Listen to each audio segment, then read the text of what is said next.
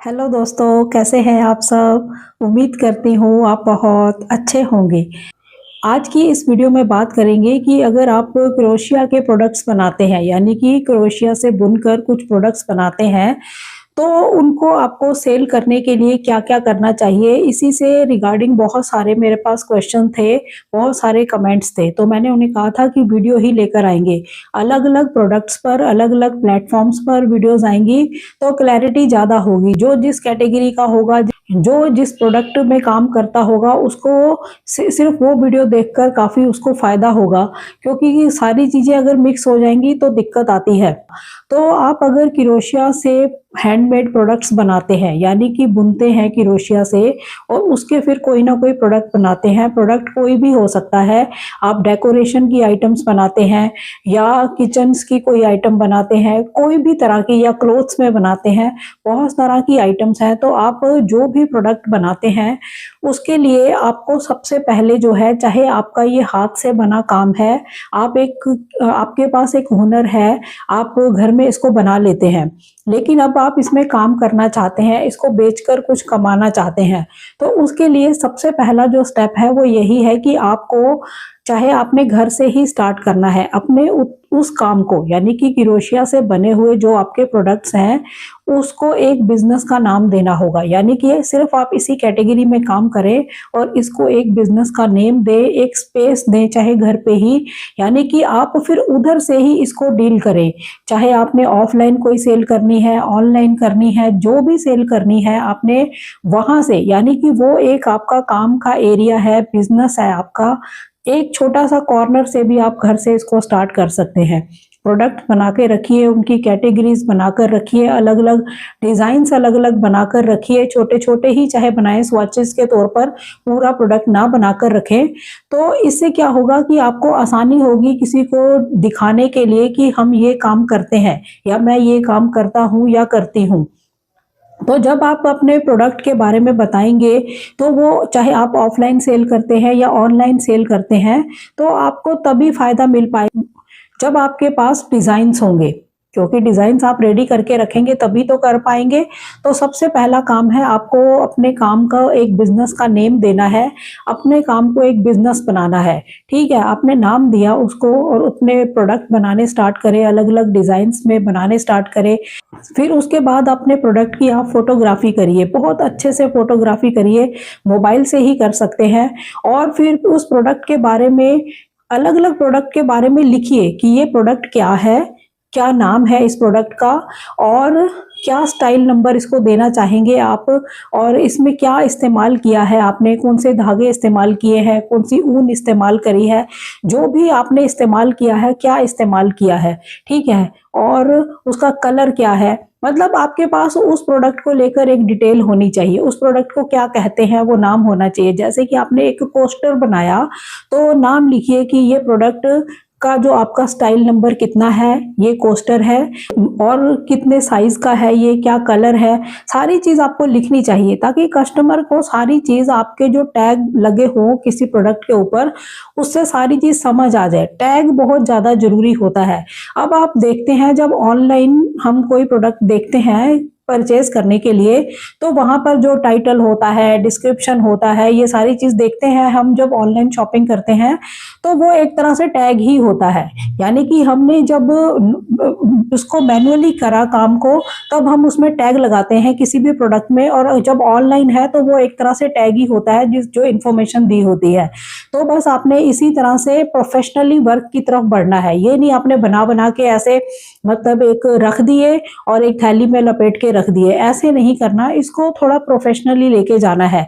जितने अपने काम के अंदर आप हुनर में दिल लगाकर काम करते हैं, उसी तरह से फिर अगले स्टेप पर भी आपको काम करना है कि अब इनको हम बेचेंगे कैसे, मेन काम है वो। तो उसके लिए भी आपको प्रोफेशनली और शौक के तौर पर काम करना है, पूरे दिल से काम करना है। ऐसे नहीं कि अब इसको कैसे करें, पड़े हैं बिक जाएंगे तो बिक जाएंगे, ऐसी सोच के साथ करोगे तो कुछ भी नहीं होगा। किसी को भी काम करना इतना आसान नहीं होता। हर कोई अपने सेक्टर में, अपनी फील्ड के अंदर हार्ड वर्क करता है, तभी उसको उसका फल मिलता है।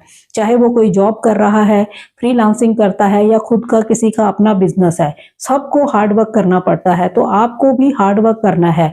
पहला आपने ये सारा चीजें कर ली, आपने घर से इसको स्टार्ट कर लिया, बिजनेस को नेम दे दिया। अब आपको क्या करना है, आपको स्टार्ट करना है कि अब हम इसको सेल कैसे करें। तो पहला जो स्टेप होता है वो ऑफलाइन ही होता है, ऑफलाइन करना ही चाहिए। आपको अपने आसपास नियर बाय इस तरह के इंटरेस्ट रखने वाली ऐसी शॉप्स फाइंड कर सकते हैं आप, ऐसी मार्केट्स को फाइंड कर सकते हैं जहां ऐसी चीजें लोग परचेज करते हैं। उन दुकानदार से आप बात कर सकते हैं, उन शॉप्स पर बात कर सकते हैं। या कुछ डेकोरेटिव टाइप के आइटम्स हैं तो आप डेकोरेटिव आइटम्स जो बेचते हैं वहां बात कर सकते हैं, अपने प्रोडक्ट को वहां सेल कर सकते हैं। ठीक है, वो आगे फिर कितने भी दाम पर उसको बेचे, ये इस तरह से कर सकते हैं। या फिर उनसे इस तरह बात कर सकते हैं कि आपको ऑर्डर मिल जाए तो हमसे प्रोडक्ट आप ले लेना, हम भिजवा देंगे। मतलब बहुत सारी तरीके हैं, आप किसी भी तरीके से उनके साथ बात कर सकते हैं। या तो उनको बेच ही दें, या फिर आप ऑर्डर पर बना दें, या जब ऑर्डर आए तब आप उनको दे दें प्रोडक्ट, वो आगे फिर कस्टमर को दे दें। कई तरीके होते हैं। ठीक है, तो एक तो आपने अपना लोकल एरिया ही कवर करना होता है। फिर थोड़ा सा आप बाहर निकलते हैं, तब आप कई चीज़ों का हिस्सा बन सकते हैं ऑफलाइन के अंदर। ऑफलाइन के अंदर आपको वीक के अंदर 1-2 मार्केट्स भी लगा लेनी चाहिए, यानी कि अपने प्रोडक्ट को लेकर प्रोफेशनली, मतलब आपका डिस्प्ले करने का तरीका भी बाकी लोगों से अलग ही हो, आपका लगे कि ये कुछ हटके डिजाइनिंग है, हटके बिजनेस है, आपका कॉर्नर कुछ हटके ही है, आपका डिस्प्ले का तरीका और लोगों से बिल्कुल हटके है। तो उस तरह से 1-2 मार्केट को भी आपको वीक के अंदर कवर करना चाहिए ऑफलाइन में। उधर भी आपको काफ़ी फायदा होगा, काफ़ी प्रोडक्ट आपके सेल हो जाएंगे।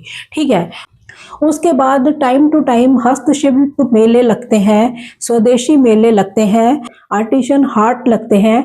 ये इनको सरकार का भी सपोर्ट होता है, तो आप इनका भी हिस्सा बन सकते हैं। जो मेले वगैरह लगते हैं, हस्तशिल्प मेले लगते हैं, इनका भी आप हिस्सा बन सकते हैं। नेक्स्ट है कि आप फेस्टिवल्स को अच्छा से कवर कर सकते हैं, यानी दीपावली है, बड़े बड़े जितने भी भारत के अंदर फेस्टिवल्स आते हैं, जब जिस टाइम की शॉपिंग बहुत चरम पे होती है, उस टाइम आप इसको काफ़ी हद तक अपने प्रोडक्ट्स को सेल कर सकते हैं। बस आपके पास एक कला होनी चाहिए अपने प्रोडक्ट को सेल करने की, तो वो आपने सीखनी है, आपको सीखनी ही पड़ेगी।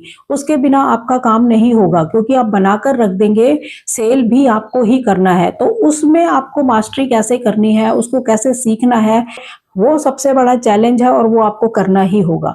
ठीक है, तो आप ऐसे जो फेस्टिवल्स आते हैं उसको कैसे कवर करेंगे, कौन सी मार्केट्स में लगा सकते हैं, किन शॉप्स पर आप इनको बेच सकते हैं, कौन कौन से ऐसे आपको स्पॉट लगते हैं जहां पर ये काम आप कर सकते हो और आपके प्रोडक्ट जो है वो बिक सकते हैं। ठीक है, ऐसी चीज़ें आपको फाइंड करनी चाहिए और ऐसी चीज़ों को कवर करना चाहिए, यानी कि फेस्टिवल्स भी, मेले भी, एग्जीबिशंस भी, और वीक के अंदर आप 1-2 मार्केट्स भी लगा लें। तो इस तरह से आपको ऑफलाइन हार्डवर्क करना चाहिए। ठीक है, उसके बाद खादी और ग्रामोद्योग एम्पोरियम ये लगते हैं, वहां हिस्सा बन सकते हैं, जहां पर अपने प्रोडक्ट्स को आप डिस्प्ले कर सकते हैं। ये जो होते हैं ये गवर्नमेंट से भी सपोर्टेड होते हैं, तो इससे भी आपको फायदा होगा। और फिर नेक्स्ट है कि बड़े शहरों के अंदर हाट बाजार लगते हैं, जैसे कि दिल्ली हाट है। इस तरह वहां पर जो कला है सारी, वो हुनर से बनी चीजें ही वहां पर होती हैं, हर हुनर आपको वहां देखने को मिलता है, तो उनका आप हिस्सा बन सकते हैं। इवेंट्स का हिस्सा बन सकते हैं। टूरिस्ट मार्केट प्लेस, जहां पर ज्यादा लोग जाते आते हैं, जैसे कि दिल्ली हाट है, या और भी ऐसे स्पॉट आपको मिल जाएंगे हर शहर के अंदर, हर बड़े शहर में, उसको आप कवर कर सकते हैं। अब आपको ऑफलाइन तो इसी तरह से हार्डवर्क करना है, अपने विजिटिंग कार्ड बनाकर रखिए, कोई आता है तो आप उसको कार्ड भी दे पाए, या फिर ऑनलाइन ही ऐसा कार्ड बनाकर रखें, कोई मांगता है तो आप दे दें।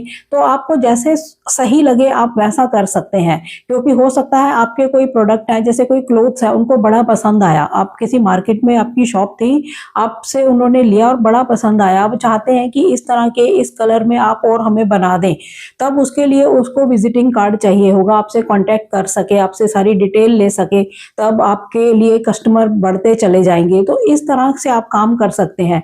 इसमें तो बहुत सारा जो क्रोशिया से है, इसमें तो शॉल वगैरह, स्कार्फ वगैरह बहुत कुछ चीजें बनती हैं, तो आप सब चीजों को इसमें कवर कर सकते हैं और इससे कस्टमर आपके साथ जुड़ते जाएंगे।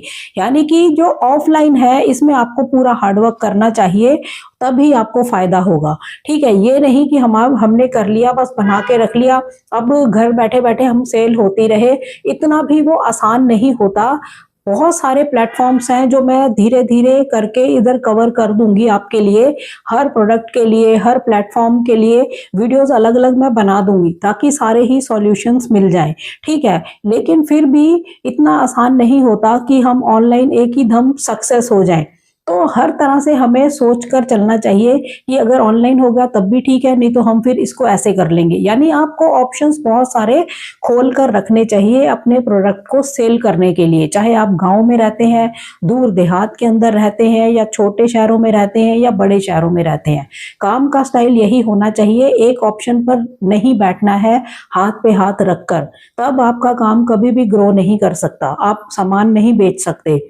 आपको ऑप्शंस जो है वो बहुत सारे खोल कर रखने हैं कि आज हम इस प्लेटफॉर्म पर अगर कामयाबी मिलती है तो ठीक है, साथ साथ हम इसको ऐसे भी कर लेते हैं कि आज चलो हमारा ऑनलाइन नहीं कुछ बिका, तो आज हम इस तरह से इसको ऑफलाइन कर लेंगे। यानी कि आपके पास रास्ते खुले होने चाहिए। ठीक है, अब आता है ऑनलाइन सेल, हम कैसे करें। सबसे पहले तो हमें अपने आप से ही, अपनी ब्रांडिंग से ही करना चाहिए ऑनलाइन काम स्टार्ट। कैसे कि हम सोशल मीडिया का इस्तेमाल करें, हम फेसबुक पर अपने बिजनेस नेम से रिलेटेड ही नेम रखें फेसबुक पेज का, उसमें अपनी कला को लेकर आए, उसमें अपने प्रोडक्ट की फोटोग्राफी करें और उसको पोस्ट करें फेसबुक के ऊपर। इंस्टाग्राम पर रील्स बनाकर कर सकते हैं, पोस्ट डाल सकते हैं, या फिर यूट्यूब पर वीडियोस बनाकर डाल सकते हैं। सबसे पहले ब्रांडिंग तो आप अपने सोशल मीडिया प्लेटफॉर्म्स के थ्रू करें ऑनलाइन जब आप करेंगे।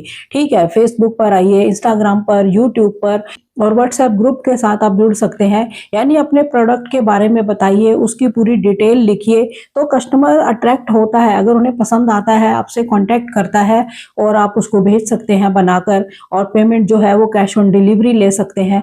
बहुत सारे तरीके हैं, आप काम कर सकते हैं। ठीक है, इससे आपकी प्रमोशंस काफी होती है, खुद ही आप कर लेते हैं, और एक ब्रांड भी आपका बनता है। जब सोशल मीडिया के थ्रू आप, मतलब जो आपके बिजनेस का नाम है वही फेसबुक का है, वो इंस्टाग्राम का है, वो यूट्यूब का है, आपका ब्रांड सभी जगह काम कर रहा है, तो ग्रो कर ही जाते हो। ठीक है, उसके बाद है कि आपको अपनी खुद की वेबसाइट भी बनानी चाहिए। वेबसाइट बना सकते हैं, अपने प्रोडक्ट्स को लेकर वेबसाइट बना लीजिए आप अपनी, उधर उसके थ्रू भी आप सेल कर सकते हैं। यानी कि प्रोडक्ट आपकी साइट पर आकर कोई परचेज कर लेगा, वहीं से आपको पेमेंट कर देगा। तो वेबसाइट भी एक बहुत बड़ा रोल निभाती है हर बिजनेस के लिए। वेबसाइट तो एक तरह से हर बिजनेस को अपनी बनानी ही चाहिए, क्योंकि ये खुद का आपका प्लेटफॉर्म हो जाता है। जैसे यूट्यूब है, फेसबुक है, किसी के प्लेटफॉर्म पे हम काम करते हैं, लेकिन वेबसाइट तो आपकी खुद की होती है, तो ये बहुत बड़ा रोल निभाती है। तो स्टार्टिंग में अगर नहीं भी कर पाओगे, लेकिन धीरे धीरे इसके बारे में आपको सोचना चाहिए कि जैसे जैसे थोड़ा सा हम ग्रो करेंगे तो हम वेबसाइट भी अपने बिजनेस की बनाएंगे, सिर्फ जो क्रोशिया से रिलेटेड आप बनाते हैं हैंडमेड प्रोडक्ट्स। नेक्स्ट है कि आप ऑनलाइन स्टोर बना सकते हैं। बहुत सारे तरीके हैं ऑनलाइन स्टोर बनाने के, वीडियोस आएंगी कि वेबसाइट के बारे में थोड़ी जानकारी आपको मिल पाए, ऑनलाइन स्टोर में क्या कहाँ कहाँ आप बना सकते हैं, ऐसी वीडियोस मैं लेकर आऊंगी। आज मैं आपको बेसिक इन्फॉर्मेशन दे रही हूँ कि ये रास्ते हैं, आप इसको अपना सकते हैं।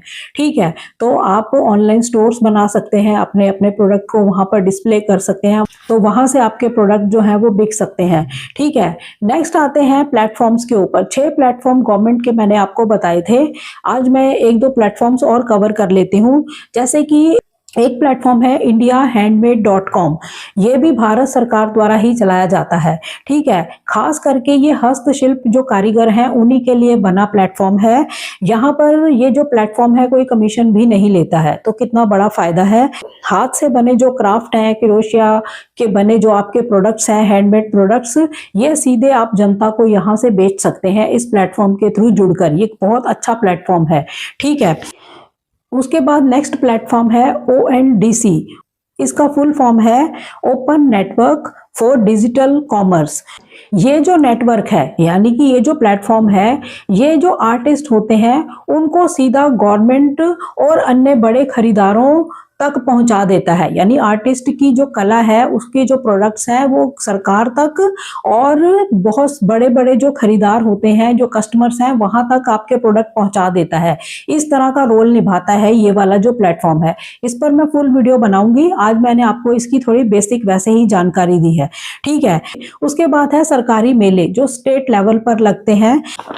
जैसे कि कई राज्यों में ये वाला पोर्टल वर्क कर रहा है जिसका नाम है स्वपन डिजिटल ग्राम बाजार। ये एक पोर्टल है, कई स्टेट्स में ये वर्क कर रहा है। तो ऐसे पोर्टल के साथ आप जुड़ सकते हैं, मतलब जो हाथ के कारीगर हैं यहाँ पर अपने प्रोडक्ट सेल कर सकते हैं।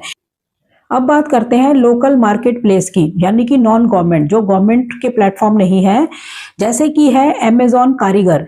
एक तो अमेजॉन के ऊपर एज अ सेलर बनकर कोई भी अपने प्रोडक्ट को सेल कर सकता है। आप वैसे इसका हिस्सा बन सकते हैं, उसके लिए बहुत सारी जो फॉर्मेलिटीज है आपको पूरी करनी पड़ती है, लेकिन सरकार की हेल्प से ही, सरकार की मंशा से ही अमेजॉन के साथ ये जो प्रोग्राम है ये चलता है। यानी कि सरकार इसमें डायरेक्ट हिस्सा नहीं लेती, लेकिन सरकार के सपोर्ट से ही ये प्रोग्राम चलता है।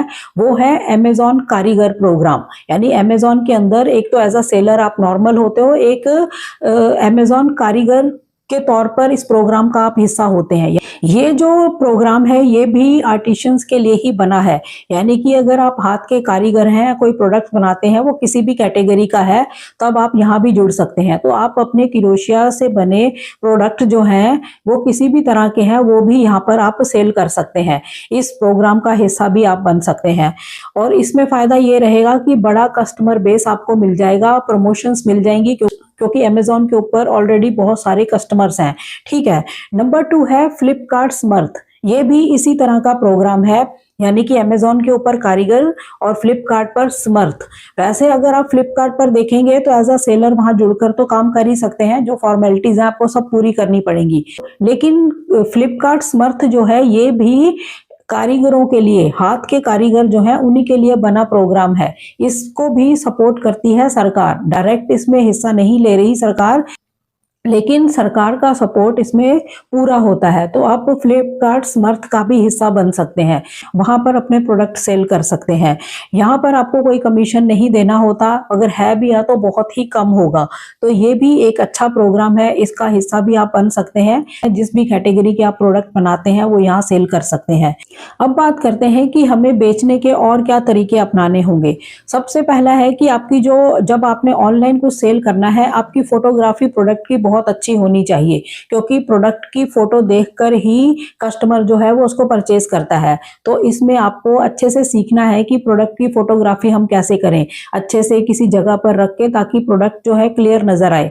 फिर उसका जो डिस्क्रिप्शन देना है, उसके बारे में लिखना है, उसकी आपको अच्छे से नॉलेज होनी चाहिए। यानी प्रोडक्ट के बारे में अच्छे से नॉलेज होनी चाहिए। जितनी ज्यादा डिटेल आप देंगे उतना आपके कस्टमर का विश्वास आप पर बढ़ता है कि सारी चीजों के बारे में बता रखा है, उनको इजी होता है। जो भी उनके दिमाग में क्वेश्चन होता है कि ये कैसे होगा, क्योंकि जब कोई प्रोडक्ट परचेज करता है तो काफी चीजें सोचता है, क्योंकि ऑनलाइन हाथ से पकड़कर दिख नहीं रही कोई चीज, तो वो डिस्क्रिप्शन वगैरह से ही समझता है सारी चीज। तो आपकी डिस्क्रिप्शन बहुत अच्छी होनी चाहिए, यानी कि उस प्रोडक्ट के बारे में आपने अच्छे से उसमें लिखना है। ये कला भी आपको सीखनी है।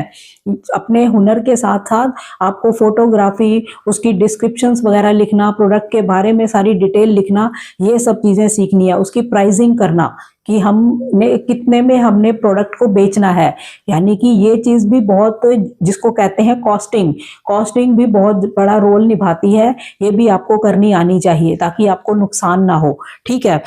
उसके बाद है जिस भी प्लेटफॉर्म के साथ आप जुड़ते हैं, मान लो आप अमेजॉन कारीगर के साथ जुड़े हैं, तो आपने जो फोटोग्राफी करके रखी है उस फोटोग्राफी को फिर आपने लिस्टिंग करना है, यानी वो प्रोडक्ट जो है उस पोर्टल पर आपने लिस्टिंग करने होते हैं। ये तरीका होता है, ठीक है। तो फिर आप वहां पर लिस्ट करेंगे इसको, तो वहां से देखकर कस्टमर जो है आपसे परचेज करते हैं। अब बात करते हैं पेमेंट और डिलीवरी की। पेमेंट जब आप रखते हैं ऑनलाइन तो उसको सही से सेट करना आपको आना चाहिए और कैश ऑन डिलीवरी का ऑप्शन भी आपको रखना चाहिए। तो पेमेंट के सिस्टम कैसे रखने हैं वो भी आपको नॉलेज होनी चाहिए, ठीक है। तो अब बात करते हैं डिलीवरी की। तो इसके लिए आप लोकल ही जैसे स्विगी के हैं डिलीवरी पार्टनर्स, या ब्लर इट के हैं, या फिर डिलीवरी के हैं, ये जो डिस्ट्रीब्यूटर्स होते हैं ये भी आपके प्रोडक्ट को डिलीवर कर देंगे। तो लोकल ही आप इनसे कांटेक्ट कर सकते हैं, यानी कि कोई जो प्रोडक्ट आपने किसी को कोरियर करना है तो वो आप इनके थ्रू भी कर सकते हैं। जैसे आप अमेजोन या फ्लिपकार्ट ऐसी जगह पर जुड़ेंगे तब तो उनके डिलीवरी पार्टनर्स जो होते हैं वो आपके घर से प्रोडक्ट जो है वो ले जाते हैं और जहां पहुंचाना है वहां पहुंचा देते हैं। तो वो आगे जब वीडियोस आएंगी उसमें कवर हो जाएगा कि अमेजोन कारीगर प्लेटफॉर्म कैसे वर्क करता है, फ्लिपकार्ट कैसे करता है, या गवर्नमेंट के प्लेटफॉर्म जो है वो कैसे वर्क करते हैं। धीरे धीरे मैं वीडियोस लाऊंगी जितना मेरे पास टाइम होता है। तो जैसे जैसे मुझे टाइम मिलता है मैं वीडियोस आपके लिए बना देती हूँ, क्योंकि मुझे आरतुन्ना व्लॉग के लिए भी वीडियो लानी होती है और आपके लिए भी। और मैं अकेला यूट्यूब पर नहीं हूँ, मैं तो अपना काम कर रही हूँ, तो मेरे को उधर से भी थोड़ा टाइम निकाल कर ही आपके लिए वीडियोस बनानी होती हैं। वहां पर भी मेरे पास जो है काम का प्रेशर रहता है, ठीक है। तो इस तरह से आपके लिए वीडियोस आते ही रहने वाली हैं ताकि आपके सारे डाउट्स जो हैं वो क्लियर हो जाएं हैंडीक्राफ्ट या हैंडमेड प्रोडक्ट्स को लेकर। आज हमने क्रोशिया आइटम्स पर बनाई, इसी तरह हैंडमेड ज्वेलरी पर बनाएंगे और इसी तरह बाकी प्रोडक्ट पर भी। तो इससे फायदा ये होगा कि जो जिस कैटेगरी का है वो वीडियो देख लेगा, उसको समझ आ जाएगा। आगे बाकी जो प्लेटफॉर्म्स की बात है वो तो मैं अलग अलग आपको क्लियर करूंगी ही, उसके बिना तो आपको ज्यादा समझ नहीं आएगा। अपने आप वो वीडियोस मुझे लानी ही है, वो मैं लेकर आऊंगी। तो आपके जो डाउट्स हैं वो धीरे धीरे सारे क्लियर होते जाएंगे, ठीक है। तो चैनल पर नए हो चैनल को सब्सक्राइब जरूर करें, वीडियोस को ज़्यादा से ज़्यादा शेयर करें ताकि ऐसी इंफॉर्मेशन किसी और के भी काम आ सके। तो मिलते हैं नेक्स्ट वीडियो में, तब तक के लिए थैंक यू। जय हिंद, जय भारत।